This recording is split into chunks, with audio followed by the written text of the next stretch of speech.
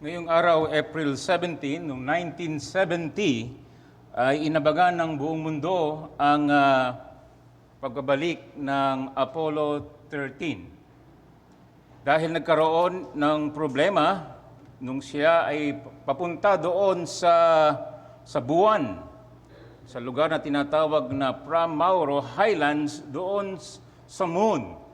May nagkaroon ng pagsabog doon sa bahagi ng spacecraft. And so, yung kanilang mission ay kanilang itinigil at kailangan nilang bumalik dito sa planet Earth. Ang problema nito, dahil sa ganong problema, ay paano makakabalik.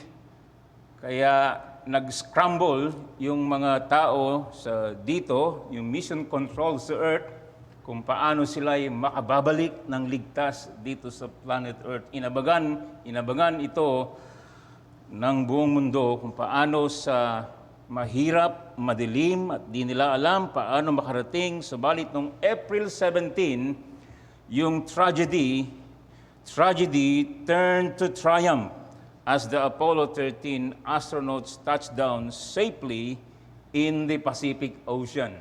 Gusto kong i-pick up yung word na ginamit doon, yung tragedy turned to triumph. Dahil sa linggong ito, ang mga tao ay nag-alala sa pagkamatay ng Panginoong Hesus Kristo.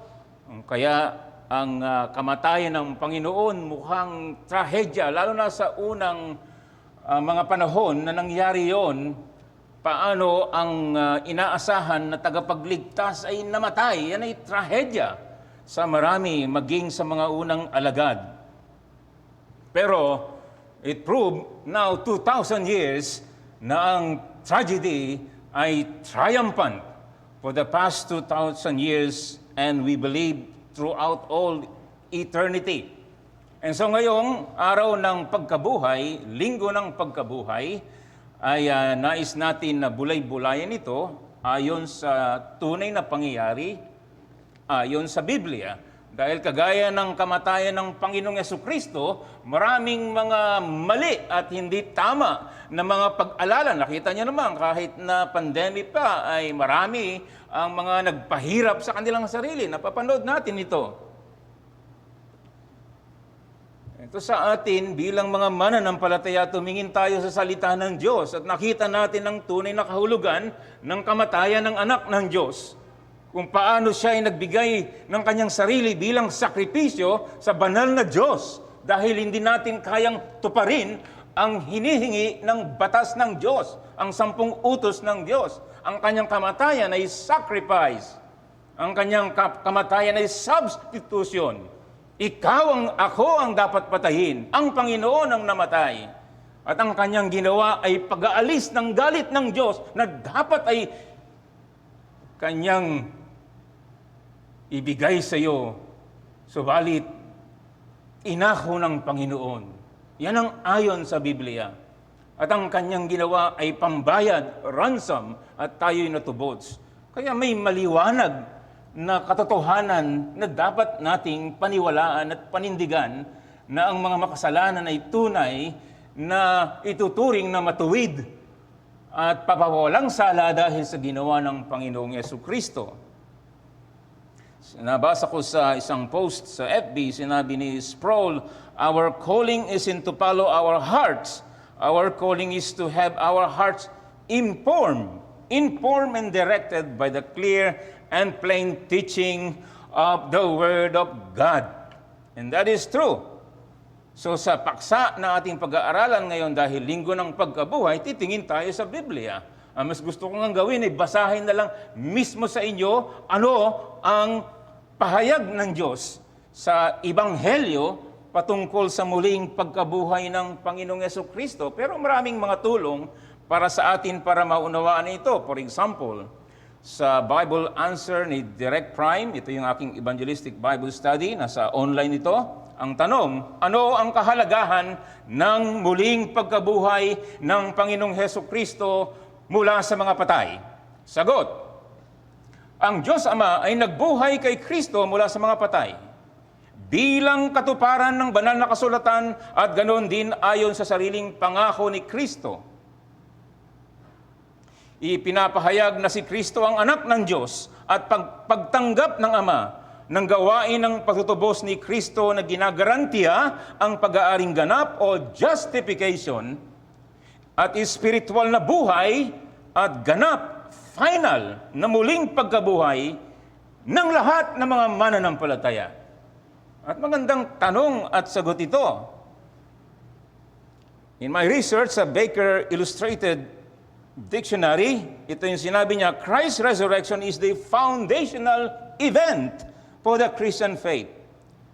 Paul goes so far as to say that if Christ did not rise, then Christian faith is futile, and Christians are to be pitied more than all others. 1 Corinthians 15, verse 17 to 19. John Stott says this, Christianity is in its very essence a resurrection religion.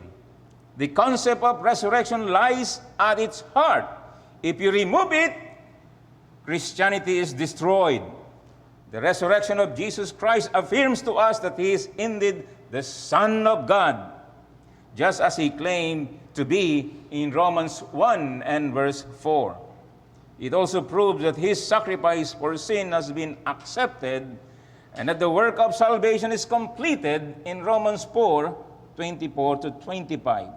Those who trust Him can walk in the newness of life because He is alive and imparts His power to them. Makikita natin yan sa Romans 6, Galatians 2.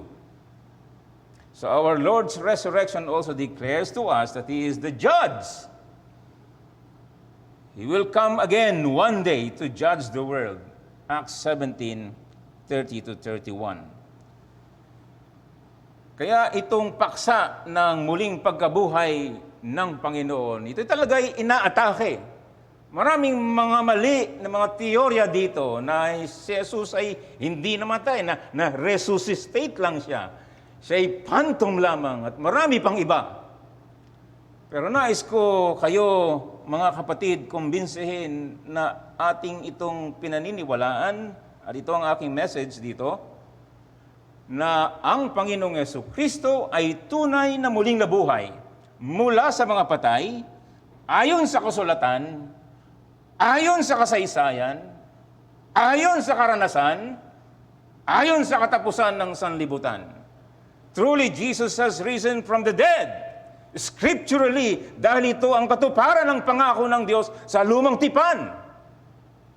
And then, historically, nakikita natin ito sa historia, and now more than 2,000 years, kung paano ito ay pinatutunayan sa kasulatan at sa kasaysayan. And then experientially, nakita natin kung paano binago ang mga takot na mga alagad. Kung paano sila naging matapang at nangaral ng magandang balita ng pagparito ng kamatayan ng muling pagkabuhay at muling pagbabalik ng Panginoon. Yan ang epekto. And then eschatologically, ibig sabihin sa darating na hinaharap, may katapusan ng lahat. May katapusan. At babalik ang Panginoon. Hahatiin niya ang lahat ng tao sa kaliwa mga kambing, sa kanan ng tupa ng Diyos. Dito yan nakaangkla sa kanyang muling pagkabuhay.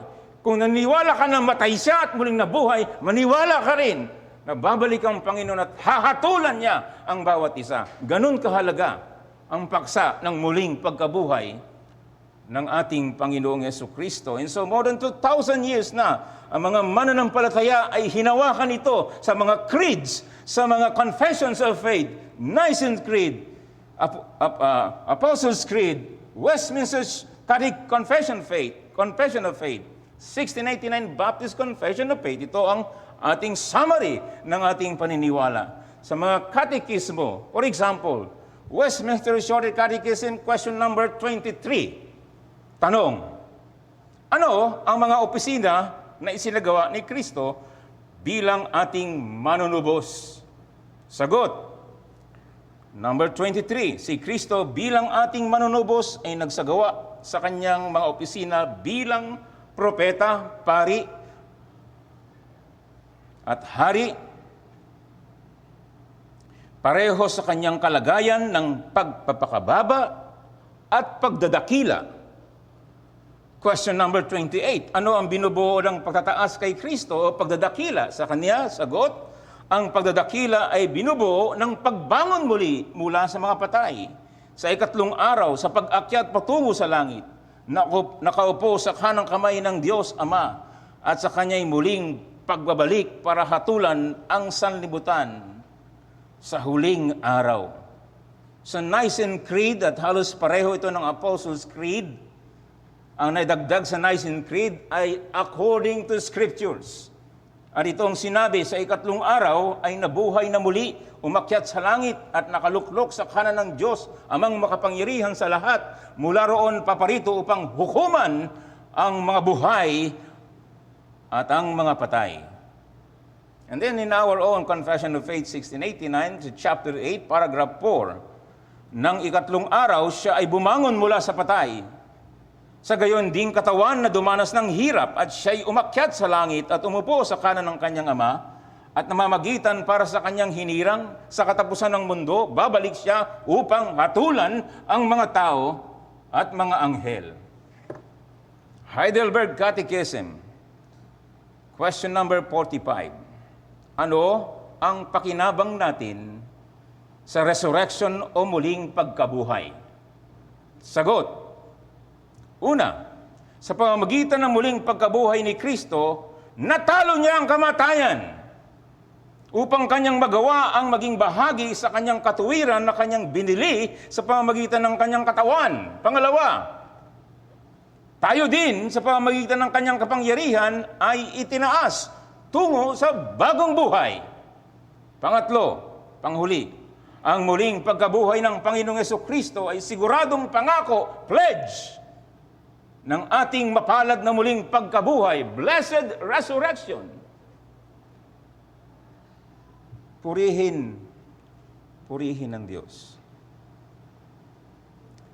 So ang nais kong gawin sa natitirang oras ay basahin sa iyong mabuti ang pahayag ng Diyos. Hindi ko to salita. Ito'y salita ng Diyos na nagpapahayag sa pinakadakilang events sa mundong ito, na kung saan siya'y naparito sa planet Earth upang magtubos ng makasalanan, magligtas sa puot na darating. At sa lahat ng uri ng kahirapan na walang katapusan, hindi hiwalay sa kanyang kamatayan ng kanyang muling pagkabuhay. Ang tanong ko sa inyo, anong epekto nito sa iyong pang-araw-araw na buhay? Hindi ko alam kung ano nangyayari sa iyong mga damdamin at puso maging sa linggong ito, na labis mo maaaring ikinababahala, na nagdudulot sa iyo ng sobrang kalungkutan, ng kahinaan, ng katamaran, maging sa buhay ng paglilingkod sa Panginoon. Marahil hindi mo lubos na unawaan. Marahil sa tingin mo ay marginalized lang ito. Sana sa araw na ito, ikaw at ako ay kausapin bilang mga benepisyaryo ng pagtatagumpay ng ating Panginoon. Walang sino man ang nagtagumpay sa kamatayan. Ang ating Panginoon lamang. Kaya nawa ito ay magdulot sa iyo ng kagalahan bilang mananampalataya na hindi nabubuhay para sa araw lang na ito, kundi pang walang hanggang dahil sa epekto ng kanyang ginawa. At kung kayo, alam mo kung hindi ka Kristiyano o ikaw ay mananampalataya, alam mo yan. At narinig mo na maraming mga pagtuturo dito. Ngayon ay araw ng biyaya, naway wag mong babaliwalain ito. Hatiin natin ng Luke 24 sa dalawa. 53 verses, hatiin natin lang sa dalawa. At i-compress natin 1 to 49. Yung encounter sa pagbangon ng Panginoon sa libingan. Encounter, at gusto kong hamunin kayo, anong encounter mo? Hindi sa ganitong paraan, nakita mo siya ng personal, mula sa salita ng Diyos. Anong encounter mo sa Kanya? May pag-alab ba sa iyong puso? May pag-asa ba sa gitna ng kadiliman? Sa karamdaman ng kahirapan? Encounter. And then very briefly, verses 50 to 53, encounter ng mga mananampalataya kung paano siya nagtapos ng misyon sa lupa at pag-akyat kung saan siya nagmula sa sangkalangitan, sa kanyang kalawalatian.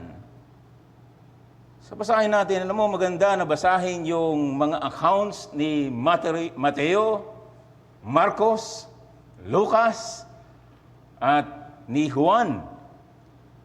Sapagkat magkakaroon tayo ng mas, kumbaga sa panunood mo, no? Hindi lang colored TV. Noon sanay tayo sa black, okay na. Pero nung dumating yung colored TV, wow! Ngayon, 3D na. Meron pa bang mas maganda ron? Meron bang 6D ngayon? Hindi ko alam. So may kumpleto tayo na iba't iba na anggulo, isang events para lalo kang mapatibay. Sa aklat ni Marcos, ito yung accounts. Basahin natin ang accounts ni Matthew sa muling pagkabuhay ng Panginoon. Gusto niyang i-prove dito sa kanyang mga kapwa-Hudyo, eto na, dumating na ang Mesiya. Siya ang hari ng mga hari. At yan ang mensahe din para sa lahat. Siya ang hari ng mga hari, Panginoon ng mga Panginoon. At siya'y nagtagumpay. Matthew 28, pagkatapos ng Sabat, sa pagbubukang liwayway ng unang araw ng Sanlinggo, si Maria Magdalena at ang isa pang Maria ay pumaroon upang tingnan ang libingan at biglang nagkaroon ng malakas na lindol sapagkat bumaba mula sa langit ng isang anghel ng Panginoon na naparoon at iginulong ang bato at umupo sa ibabaw nito. Ang kanyang anyo ay tulad sa kidlat at ang kanyang pananamit ay mapuputing parang busilak. At sa takot sa kanya, nanginig ang mga bantay at naging tulad ng mga patay. Ngunit sumagot ang anghel na sinabi sa mga babae, huwag kayong matakot sapagkat nalalaman kong hinahanap ninyo si Jesus na ipinako sa krus. Wala siya rito sapagkat siya ay binuhay tulad ng sinabi niya. Halika kayo. Tingnan ninyo ang mga dakong hinigaan niya. Pagkatapos ay magmadali kayong umalis at sabihin ninyo sa kanyang mga alagad na siya'y binuhay mula sa mga patay. Siya'y mauuna sa inyo sa Galilea. Makikita ninyo siya roon. Ito ang sinabi ko sa inyo. Sila'y mga nagdali-daling umalis sa libingan na may takot at malaking kagalakan at tumakbo sila upang magbalita sa kanyang mga alagad at dooy sinalubong sila ni Jesus na nagsasabi, kapayapaan ang sumainyo. At paglapit nila sa kanya ay niyakap ang kanyang mga paa at siya'y sinamba. Pagkatapos ay sinabi ni Jesus sa kanila, huwag kayong matakot. Humayo kayo at sabihin ninyo sa aking mga kapatid na pumunta sila sa Galilea at doon ay makikita nila ako. Aklat ni Marcos. Marcos chapter 16. Marcos chapter 16. 1 to 8. Nang makaraan ng Sabat, sinabi ni Maria Magdalena, Mariang ina ni Santiago at si Salome ay bumili ng mga pabango upang sila'y pumunta roon at siya'y pahiran. Pagkaumaga ng unang araw ng linggo, pagkasikat ng araw, pumunta sila sa libingan. Kanilang sinabi sa isa't isa, sino kaya magpapagulong ng bato para sa atin mula sa pasukan ng libingan? Sa pagtanaw nila ay nakita nilang naigulong na ang bato, na lubhang napakalaki. At pagpasok nila sa libingan, kanilang nakita ang isang binata na nakabihis ng isang damit na maputi. Nakaupo sa gawing kanan at sila ay nagtaka. Ngunit sinabi niya sa kanila, huwag kayong magtaka. Hinahanap ninyo si Jesus na taga Nazaret na ipinako sa krus. Siya'y muling binuhay. Wala siya rito. Tingnan ninyo ang dakong pinaglagyan nila sa kanya. Subalit humayo kayo. Sabihin ninyo sa kanyang mga alagad at kay Pedro na siya'y mauuna sa inyo sa Galilea. Doon ninyo siya makikita. Ayon sa sinabi sa inyo, at sila'y nagsilabas at nagsitakas mula sa libingan sapagkat Sila ay sinidlan ng sindak at pagkamangha. At wala silang sinabi kanino man sapagkat siya'y natakot. Nabasa na natin ng Lucas, ngayon ay John chapter 20. John chapter 20. Nang unang araw ng Sanlinggo ay maagang pumunta sa libingan si Maria Magdalena samantalang madilim pa at nakitang ang bato ay naalis na sa libingan, kaya tumakbo siya at pumunta kay Simon Pedro at sa alagad na minamahal ni Jesus at sa kanila sinabi, kinuha nila sa libingan ng Panginoon at hindi namin alam kung saan nila siya inilagay. Kaya't umalis si Pedro kasama ng isa pang alagad at pumunta sila sa libingan. Sila'y dalawa'y tumakbo magkasama, subalit ang isang alagad ay mas matuling tumakbo kaysa kay Pedro at naunang dumating sa libingan at siya'y yumuko upang tingnan ng loob at nakita niya nakalatag ang mga telang lino, subalit hindi siya pumasok sa loob. Dumating naman si Simon Pedro na sumunod sa kanya, pumasok siya sa libingan at nakita niya nakalatag ang mga telang lino at ang mga damit na inilagay sa kanyang ulo ay hindi kasamang nakalatag ang mga telang lino, kundi bukhod na nakatiklop sa isang tabi. Pumasok din ang alagad na unang dumating sa libingan at kanyang nakita ay siyang naniwala sapagkat hindi pa nila nauunawaan ang kasulatan na kailangan siyang bumangon mula sa mga patay.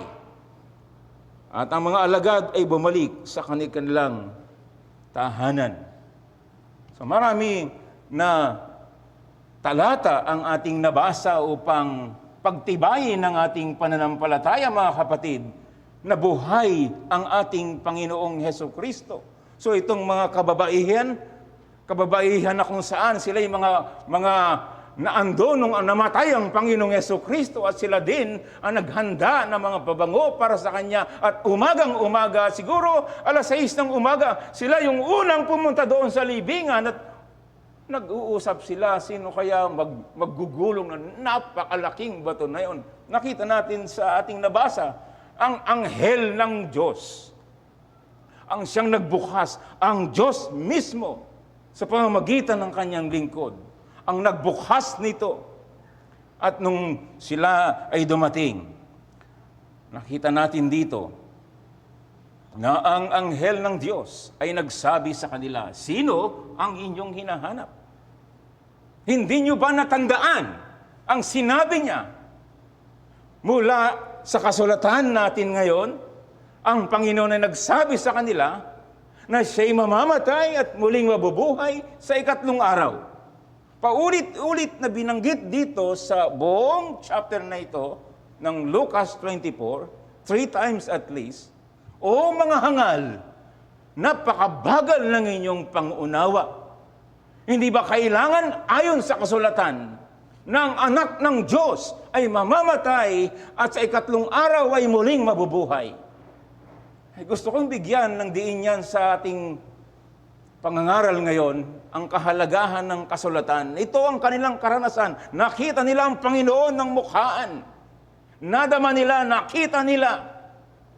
Pero ang Panginoon ay idinadala palagi na ang kanyang buhay at gawain ay hindi hiwalay sa kasulatan. Hindi hiwalay sa lumang tipan. Hindi na hiwalay sa propesiya patungkol sa Kanya.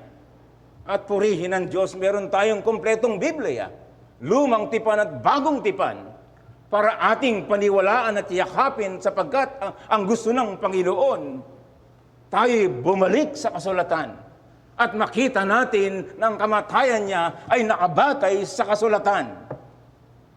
Kaya hindi ito batay sa damdamin o opinion o filosofiya ng sino man. Ang pag-asa natin ay nakapundasyon sa pahayag ng Diyos. Langit at ang lupa ay mawawala. Ang salita ng Diyos ay mananatili magpakailanman. So ang ating pag-asa na tayo mabubuhay dahil siya yung unang bini, ay sigurado, mga kapatid. At bukod dito, nakita natin sa kasaysayan, sa mga krido na ating binasa, mga confession of faith, na ang ating Panginoon talaga'y buhay magpakailanman. Hindi lang ito inaalala tuwing tradisyon na ganito. Ito ay may impact sa ating pang-araw-araw ng buhay. hanggat ibinibigay ng ating Panginoon. At may impact dapat sa iyo. Sinabi dito, sila'y sumamba. Hindi sila kinorek ng Panginoon sapagkat ang sinasamba ay tunay at buhay na Diyos. Ang Panginoon ay karapat-dapat na sambahin at purihin. And so kung naniniwala ka, and I hope you do, base dito sa ating mga binasa, kumusta ang iyong pagsamba? Kumusta ang iyong paglapit sa Kanya ng may kababaan at pagpapasalamat?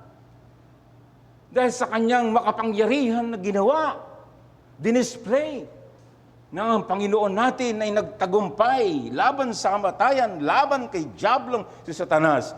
At natapos niya ang Kanyang gawain ng pagtutubos. It is finished, sabi ng Panginoon, at nalagutan siya ng hininga. Subalit siya ay nagtagumpay. Hindi siya maaaring hawakan ng kamatayan. Walang sino man. Ang Diyos lang ang may kapangyarihang humawak sa kamatayan. Sa mga kapatid kay Kristo, nawa ang mga katotohanan na ito ay ating pagtibayin, ating panghawakan. Nung panahon na ito, mga kababaihan, ay hindi masyadong pinapaniwalaan. Nakita natin dito, yung mga kalalakihan, hindi agad sila naniwala. Kasi ganun ang tradisyon nila. Pero sa Panginoon, itinataas niya ang mga kababaihan. Itong challenge sa inyo ng mga kababaihan ng mananampalataya. Pero kay Pedro bilang leader, siya tumakbo kasama si Juan upang mapatunayan ng mga sinabi nila at nakita nila, wala talaga, empty ang tomb. Talagang ang Panginoon ay buhay. Subalit sila'y bumalik na nagtataka. May pag-aalinlangan. Bago natin hatulan itong mga ito sa kanilang unbelief, kumbaga, o hindi paniniwala sa pasimula, napakaraming tao ang nakapakinig na ang Panginoon ay namuling nabuhay. Pero magpahanggang ngayon ay hindi sumasampalataya, hindi yumuyuko sa Panginoong Hesukristo, hindi naglilingkod, hindi nagtitiwala sa Kanya. Kinakausap ba kayo ngayong oras na ito, kahit kayo na mga nasa online, at kayong mga bata, nakakaintindi na kayo, purihin mo ang Diyos, na naintindihan mong bata ka pa lang, na mayroong manlilikha na nagkatawang tao kagaya mong bata. At siya'y lumaki. At siya'y Panginoon. At naging masunurin para maligtas ang mga batang makasalanan, ang mga kabataang makasalanan. At sila'y mabuhay muli kagaya ng Panginoon. Ang dami mo nang napakinggan yan. Bakit hindi ka pa sumasampalataya? Inaanyayahan ka ngayon. Ngayong buhay ka pa. Sana wag mag-surge itong virus na ito. Sana mabuhay ka pa ng matagal. Ngayon, ang araw na ikaw ay kinakausap, para ikaw ay wag mag-alinlangan dahil ito'y nasa kasulatan, ito'y nasa kasaysayan. Makikita natin dito ang transformation ng mga alagad noon. At ngayon, kung paano ito'y naging motivasyon nila. Mahalaga sa mga apostol, ang kanilang pagbabago ay sentro ang mensahe nila, ang ebanghelyo ng Panginoon, ang muli niyang pagkabuhay. Tanungin mo ang mga apostol at mga mangangaral noon, anong mensahe nila? Sabi nila, kami mga saksi. Saksi saan? Sa Kanyang kamatayan at muling pagkabuhay. Yun ang motibasyon nila. At hindi sila natakot kahit na sila'y parusahan, kahit na sila'y patayin. Yun ang impact ng tunay na sumasampalataya sa Kanya. And then, makita natin dito yung encounter nitong dalawang mga alagad sa verses 13 to 35 in just summary na kung saan ay may pangalan dito si Cleopas, At sabi nila, asawa niya raw yon. O sabi ng ibang commentator, uncle ito ng Panginoong Jesucristo at auntie, hindi ko alam. Basta sila'y dalawang mananampalataya. At sila'y nag-struggle dito. Sila'y nag-struggle, sila'y nanghihina, sila'y Sila'y depressed sapagkat ang inaasahan nila, yan ang pinag-uusapan nila, is siya pa naman ang inaasahan natin na Mesiya na magtutubos sa atin. May biglang lumapit ang Panginoong buhay.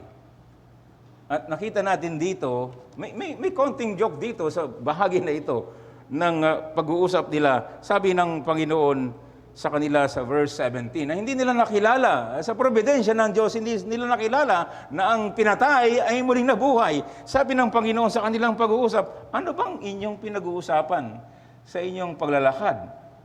At sila ay tumigil na nalulungkot.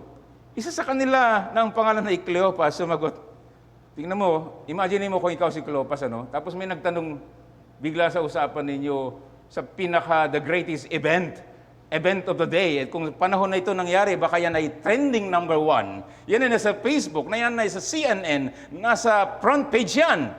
And sabi ni Cleopas, sa verse 18, ikaw lang ba ang tanging dayuhan sa Jerusalem? Hindi ka nakakalam ng mga bagay nangyari dito. So yun ang sagot niya sa tanong ng Panginoon, ano ba ang pinag-uusapan ninyo? At ito yung joke sa verse 19. Sinabi niya sa kanila, anong mga bagay? Alam niyo, ang Panginoon ay Panginoon. Alam niya ang lahat-lahat sa atin. Pero gusto niya ikaw ay magsalita, ikaw ay magsabi, ilabas mo ano ang iyong paniniwala. Ano talaga ang iyong relasyon sa Kanya? At itong pinalabas ng ating Panginoon sa kanila. Sa kanilang pag-uusap, inaasahan pa naman nila na siya ang Kristo, siya ang tagapagligtas. Siya ipinatay ng mga punong pari. Hinatulan siya sa verse 20. Subalit umasa kami sa verse 21. Siya ang tutubos sa Israel. So yung paniniwala nila na inilabas sa kanilang pag-uusap, siya ang manunubos namin. Pero sinabi niya sa ikatlong araw na ngayon. Ano bang naalala nila sa ikatlong araw? Hindi ba sinabi ng Panginoon na siya'y muling mabubuhay?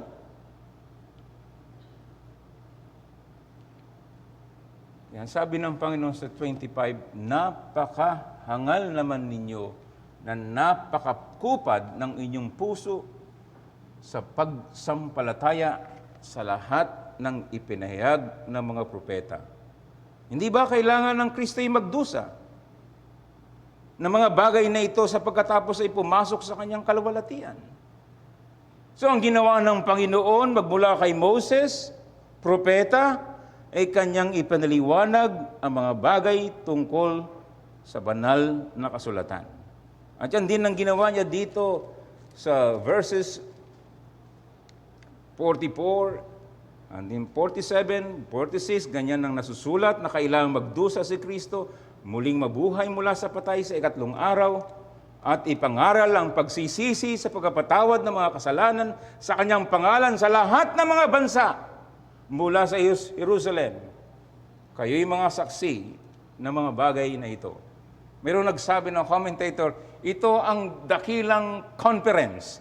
Sana na andun ako para mapakinggan ko paano siya expository, pagpapaliwanag ng buong lumang tipan na Christocentric, nakasentro kay Kristo. Sana nandun ako para mapakinggan ko siya ang the greatest expositor, preacher, pastor ng salita ng Diyos.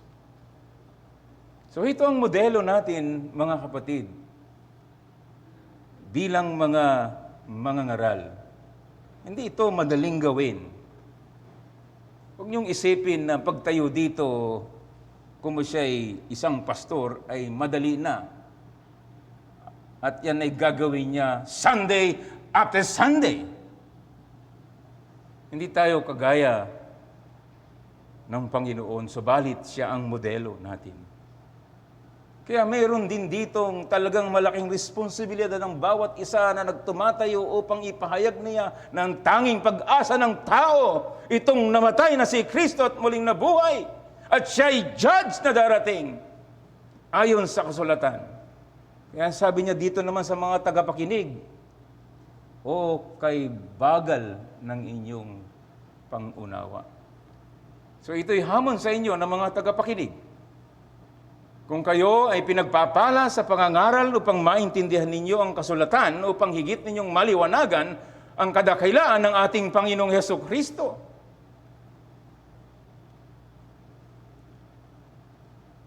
Dapat kayong makinig. Dapat ninyong unawain. Dapat ninyong isang tabi yung mga iniisip ninyo ng mga kakainin mamaya, ang mga labahan ninyo dyan, mga assignment ninyo dyan, mga trabaho na baka naglalakbay na sa utak ninyo ngayon. Paano kayo makapag-concentrate niyan? It is a battle. Naalala natin ang Panginoong Hesukristo nung siya'y tinukso. Babalikan natin yan kung paano siya tinukso ng diablong si Satanas. Panginoon na ito. Perpekto itong Panginoon natin, subalit tunay na tao. Pero tinukso siya ng diablong si Satanas. Anong sabi ng Panginoon? It is written. It is written. It is written. Sa iyong karanasan ng mga pagtukso sa buhay, naalala mo ba ang salita ng Diyos? Ng tama na aplikasyon na nakasentro sa Panginoong Hesus. Na sapat ang kanyang biyaya, anuman ang karanasan natin sa buhay. Sapagkat siya ang ating Panginoon na nagtagumpay. Kaya ito ang kanyang ginawa at siya ay nagturo ng may pagtatyaga at ganyan ang ating Panginoon. Siya ay nagtuturo sa mga nanghihina, na di-discourage upang liwanagin ang salita ng Diyos at ang epekto nito, sila ay nagalak at nagbalita sa mga apostol at nakita natin briefly kung paano ang Panginoon ay pumasok sa isang kwarto na kung saan ang mga alagad nila na nabalitaan nila ang Panginoon ay muling bumangon at subalit nung ang Panginoong buhay ay biglang pumasok sa kanilang kalagitnaan at makikita natin to sa John chapter 20, sila ay natakot. Sila ay hindi naniwala. Akala nila multo ang Panginoon. John 20:19 to 23, nang madadapit hapon na ang araw na iyon, na unang araw ng linggo habang nakasara ang pinto ng kinaroroonan ng mga alagad dahil sa takot sa mga Hudyo, dumating si Jesus at tumayo sa gitna. At sa kanila'y sinabi, kapayapaan ang sumainyo. At ang masabi niya ito ay kanyang ipinakita sa kanila ang kanyang kamay at tagiliran. Kaya't ang mga alagad ay nagalak, nakita nila ang Panginoon. Muli sinabi sa kanilang Panginoon, kapayapaan ang sumainyo. Kung paanong sinugo ako ng Ama, ay sinisugo ko rin naman kayo. At ang masabi niya ito ay sila'y hiningahan niya at kanilang sinabi, tanggapin niyo ang Espiritu Santo. Kung inyong patatawarin ang kasalanan ng sinuman na mga iyon ay pinapatawad sa kanila. Sinumang hindi ninyo patatawarin, ang mga kasalanan ay hindi patatawarin. So nakita natin dito ang Panginoong Hesukristo, na kung saan ang mga apostol, bagamat sinabi na paulit-ulit ng Panginoon na siya'y mamamatay at pahihirapan mamamatay, muling mabubuhay. At nakita na nila, nalaman na nila sa balita ng mga kababaihan, at nakita nila pagpunta sa libingan na empty, at sa kanilang pagtitipon dahil sa takot, biglang pumasok ang Panginoon. At sila'y natakot. Dapat sana'y sila'y magalak. Dapat sila'y umawit ng papuring awit sa Panginoon. Praise the Lord! Kagaya ng kinanta natin, Jesus is alive. Hindi, natakot sila. Anong ginawa ng Panginoon sa kanyang mga natatakot na mga alagad, kagaya mo at kagaya ko? Anumang katatakutan sa buhay, anong sabi ng Panginoon? Kapayapaan. Napakalaking word nito, shalom. Kapayapaan ang ibinibigay ko sa inyo. At alam natin to bilang mga mananampalataya, ang Diyos ay banal, banal, banal, at tayo makasalanan, wala kang kapayapaan kung hindi ka sumasampalataya sa Kanya. At dahil sa kanyang kamatayan at muling pagkabuhay, meron na tayong kapayapaan sa kanya. Romans 8:1 o Romans 5:1. We have peace with God through our Lord and Savior, Jesus Christ. Kapayapaan. At kailangan itong alalahanin ng bawat mananampalataya sa lahat ng panahon na may kapayapaan tayo na hindi kayang sukhatin o isipin, ito'y galing sa Diyos. Peace with God. Naalala niyo mo si Pablo nung siya'y nakabilanggo at siya pa yung nagsasabi sa mga kapatid, Philippians 4, verse 4, rejoice in the Lord always. I say it again, rejoice. Lahat ng inyong mga lalahanin, sabihin nyo sa Kanya sa panalangin na siya'y buhay. At ang kapayapaan ng Diyos ang mag-iingat sa inyong mga puso't isipan. And verse 9, ang Diyos ng kapayapaan ay isa sa inyo. So ito ang ating Panginoon. Alam niya ang kahinaan natin. Alam niya ang kahinaan ng kanyang mga alagad. At alam niya na ang kailangan natin ay kapayapaan sa Kanya. Kapayapaan sa Diyos. Hindi mo ito kayang hanapin sa kanino man. Mga bagay na kinahuhumalingan ng mga tao dito sa mundo. Hindi ito makakamit ng sino man sa kanyang kapangyarihan. O sa inyong mga kaibigan. Mabibigo ka kung ang kapayapaan mo ay sa tao, sa kapangyarihan, sa karir mo. Ang kapayapaan ay nagmumula lang sa Kanya na nagtagumpay sa kamatayan at muling nabuhay. At siya ay nagkakaloob ng kapayapaan. Kaya siya'y nag-aanyaya, lumapit kayo sa akin. Kayo na napapagal. Bibigyan ko kayo ng tunay na kaaliwan ng kapayapaan. At ang sabi niya kay Tomas, nung una wala siya, sabi niya, hindi ako maniwala hanggat. Noong sumunod na, pumasok ang Panginoon. At nandun si Tomas, the doubter. Meron ba dito na kagaya ni Tomas na laging nag-aalinlangan? Sabi ng Panginoon, Tomas, ipasok mo ang iyong daliri. Butas ang kamay ng Panginoon sa malaking pako na ipinako sa kanyang mga kamay. Ipasok mo ang iyong kamay sa tagiliran sapagkat sinaksak ang Panginoon at lumabas ang dugo at tubig at siya'y namatay. Ipasok mo ang iyong kamay. Huwag kang hindi nananampalataya. Mapalad ang sumasampalataya kahit hindi ako nakikita.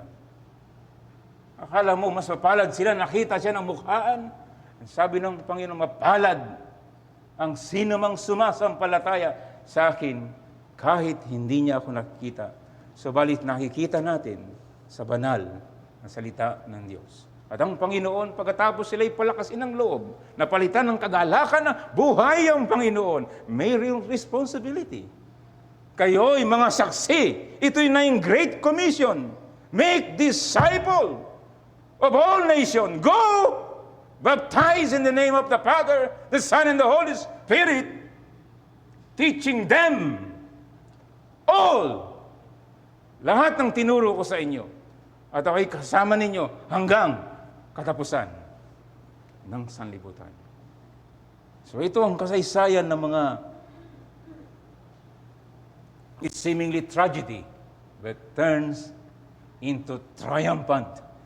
Purihin ng Diyos. And then very briefly, itong panghuli sa verses 53 ng aklat ng Lucas, ang Panginoon natin ay umakyat patungo sa langit. Kanyang inilabas sila hanggang sa tapat ng Betanya. At ang maitaas niya ang kanyang mga kamay, sila'y kanyang binasbasan. At habang binasbasan niya sila, kanyang iniwan sila at dinala siya paitaas sa langit. At siya'y sinamba nila at bumalik sa Jerusalem na may malaking kagalakan. At sila'y palaging nasa templo na nagpupuri sa Diyos. Sa volume 2 ni Dr. Luke, makikita natin yung continuity nito na kung saan ang Panginoon ay nagbigay ng tagubilin sa kanila Ito yung huli. Ganito, si Luke lang nagsabi nito ng huling mga araw ng Panginoon bago siya inakyat sa langit. Ito ang paraan ni Dr. Luke para ipresenta na tinapos ng Panginoon ang gawain sa lupa. Ang gawain ng pagtutubos ay tinapos niya at ang tagubilin niya sa kanyang iglesia ay tinapos niya at ipagpapatuloy ng kanyang iglesia. Pero ang gusto kong ipunto sa pagtataas ng Panginoon, kung saan siya nagmula sa kanyang kalawalatian, ayon sa panalangin ng Panginoon sa John chapter 17, kung paano ang kanyang kalawalatian sa langit ay nakita muli ang kanyang kalawalatian.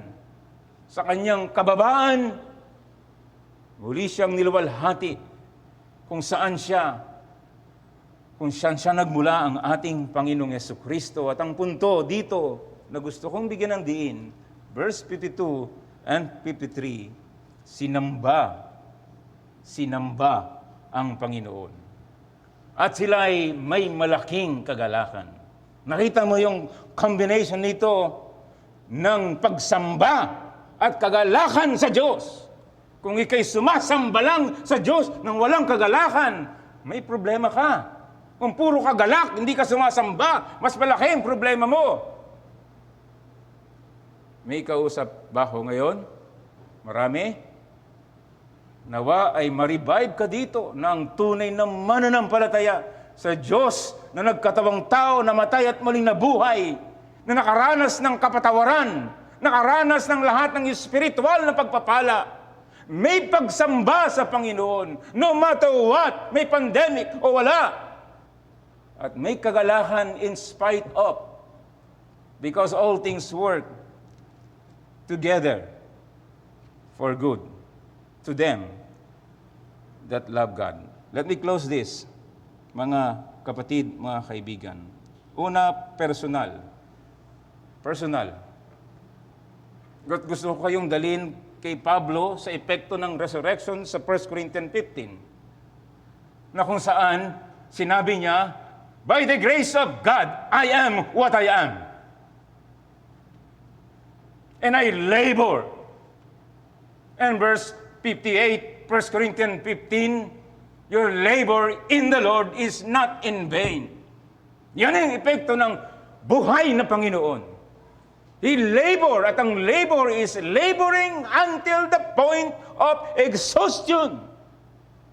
Yan ang ibig sabihin ng labor. Mayroong kapaguran. So kung nagpapagod ka sa paglilingkod sa Panginoon, dahil sa iyong dakilang pribilehiyo, yan ay para sa kapurihan ng Diyos. At gusto kong kausapin kayo ng mga mananampalataya. Kayo ba'y napapagod sa paglilingkod o hindi man lang kayo napapagod dahil wala kayong ginagawa?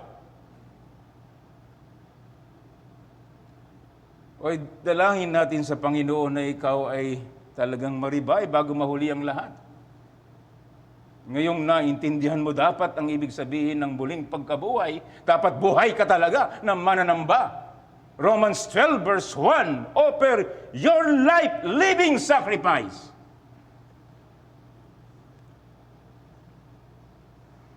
Gusto kong sabihin sa inyo, yung inawit natin, go, labor on, spend and be spent, the joy to do the Father's will. It is the way the Master went. Should not the servant tread it still? Toil on, faith on. Keep watch and pray. Be wise, the erring soul to win. Go forth in the world's highway. Compel the wanderer to come in. Toil on, and thy toil rejoice. For toil comes rest, for exile home soon shalt thou hear the bridegroom's voice. The midnight cry, behold, I come. Secondly, corporately as a church. Alam natin dapat na tayo ay mga pare-pareho na may pare-parehong karanasan ng pagtutubos at pag-asa na muling pagkabuhay. At alam natin, Revelation 19, na tayo ay bride ni Christ. Sa tuwing may kakasal, dapat naalala natin, ang iglesia ang kanyang bride. Dahil sa kanyang muling pagkabuhay, sa kanyang kamatayan at muling pagkabuhay, kabilang tayo sa kanyang bride, sa kanyang minamahal na iglesia. At yung mga hindi kabilang ng iglesia, sana kayo maging kabilang. Ito ang mensahe para sa inyo. And then panghuli, eschatologically, ibig sabihin na mangyayari sa inaharap. Sabi sa Gawa 17:30-31, ang panahon ng kahangalan ay pinalampas na nga ng Diyos.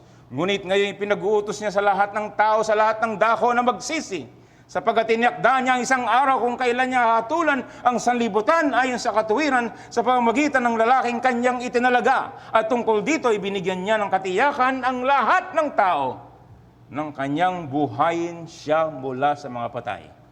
So, anong katunayan ng Judgment Day? Resurrection Day. So, kami nakikiusap sa inyo. Nakikiusap kami sa inyo sa mga disaster na nangyayari, kagaya doon sa Bisaya, na akala mo ang buhay regular pa lang, kain, tulog, trabaho, and then tinabunan ka. Virus, gera. Panahong 1815 ay sumabog ang bulkan sa Indonesia, 80,000 ang namatay. Hindi ko alam kung marami doon ang ligtas. Nawa,